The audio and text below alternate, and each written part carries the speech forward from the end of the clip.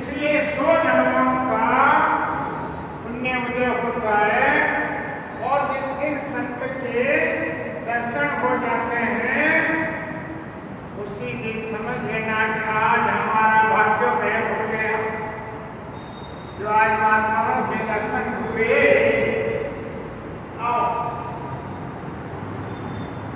सारे महात्मा बैठ करके, इसमें बड़े बड़े ऋषि, ऋषियों का नाम मंगलाचरण में आपको नारायण पढ़ के सुनाता हूँ। कौन ऋषि थे वहाँ? बड़े बड़े ऋषि का नाम कैसे हजार थे?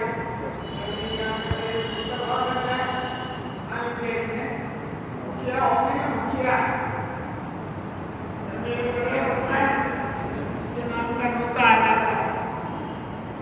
ये बताया गया नैमी सारण्य जन्मुर मुनिये संत कामया, ज्ञान की प्राप्ति के लिए इकट्ठे हुए ऋषियों में प्रथम सिद्धो देवले पहले सुमंतो बिंबलायन श्रुति काश्यपश्चैले जापाले प्रभुरंगिराः वामदेवे सुतीक्ष्णस्य सर्वभक्तस्य पर्वतः आतस्तंभोधमण्डप्य उदस्यो कात्यायनस्तथा प्रतिकरो रिपुश्चैव कपिलो रेपिदेव च गौतमो मुद्गलश्चैव कौशिको गालवद्वतो अत्रिर्वक्रुस्कृते शक्तिर्बुधो बोधाय नो विभो। ये इतने सारे नाम, ये जो बड़े बड़े उन जमानों में प्रसिद्ध महात्मा थे, जो परम भागवत थे, उनका नाम अग्रणी आया है। उन सारे महात्माओं में से वो कौन थे? मैंने पहले ही बोल दिया, वो अनपढ़ नहीं थे, वो ज्ञान शून्य नहीं थे, ज्ञान के भंडार। ज्ञानी होने पर भी सत्संग में बैठना और ज्ञान सुनना, हाँ, श्रवणम सर्वधर्मेभ्यो, ये कथा सुनना सबसे धर्मों में पहला धर्म है। धर्म में पहला धर्म कौन सा है? कथा श्रवण करना। श्रवणम सर्वधर्मेभ्यो परम नंदे तपोधना। ऋषियों, श्रवण का जो धर्म है फल से शुरुआत, आदमी नहीं पढ़ेगी खोपड़ी में कैसे जाएगा? इसलिए श्रवण कथा। तो यहाँ सारे ऋषिगण इकट्ठे हुए और उधर से सुखदेव महाराज का वाह क्या समागम करना, और एक रेती का टीला सा बना दिया और उस रेती के टीले के ऊपर ही एक चटाई घास जिसकी दुशासन बोलते हो डाल विराजमान किया, पूजाएं की, स्वागत किया, स्तुति की।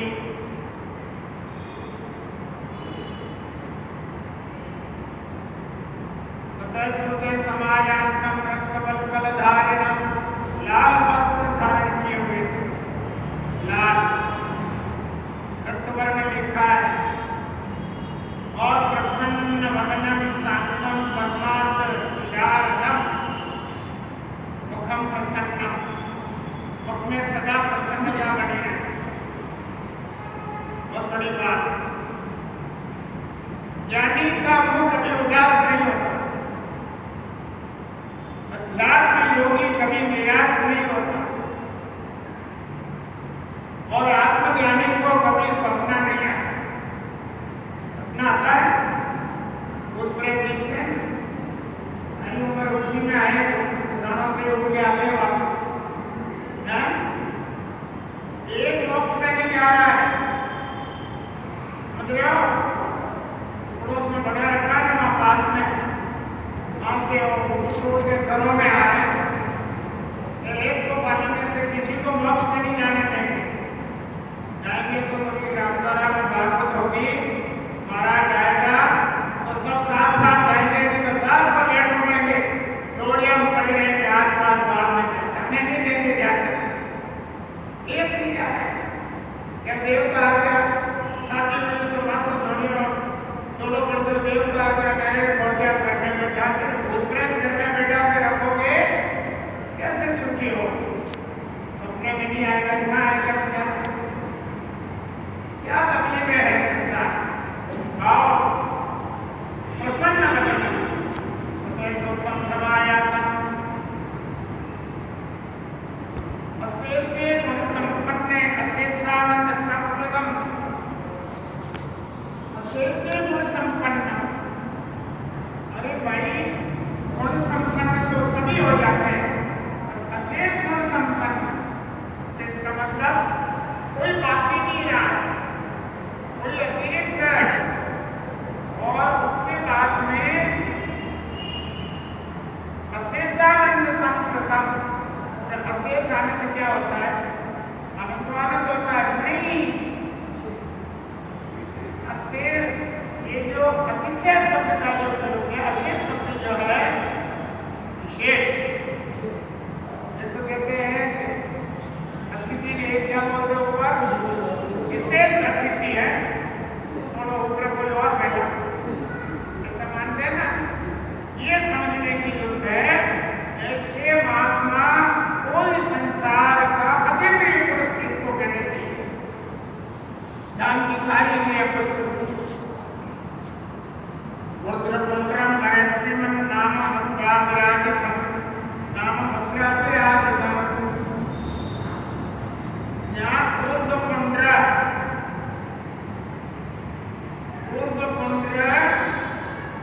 और अधोपुंड्र, ये दो है, ध्यान रखना।